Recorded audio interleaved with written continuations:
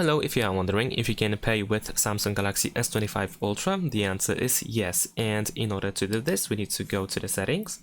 In the settings, we need to go to connections, and first we need to enable NFC and contactless payments. Most of the time it is enabled by default, but we can make sure that it is enabled. We can also tap on this option in order to choose the default wallet app, and by default we use Samsung Wallet. However, I can recommend switching to Google Wallet, but then we also need to download the Google Wallet app. I have mine already downloaded. But in your case, if you don't have it yet, then you need to go, for instance, to the Play Store, and then you can search for Wallet. There we go. And then we can select Google Wallet and we can install it over here.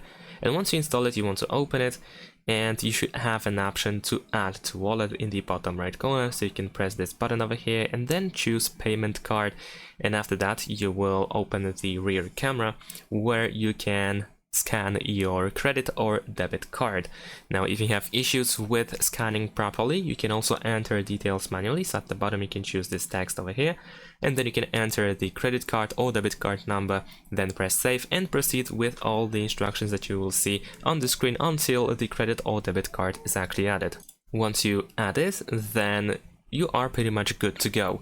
The next time when you are in the store and you want to pay with your phone, you just need to remember that you need to unlock your device, and most likely you will need to also confirm yourself by, I don't know, like using fingerprint or something like that. But you will definitely know about this by looking at your phone.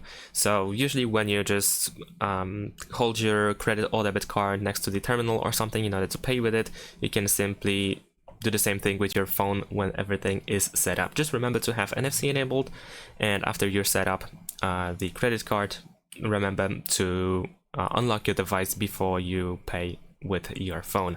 And that's pretty much it. Thanks for watching. Leave a like and subscribe to my channel, and see you in my next videos. Bye.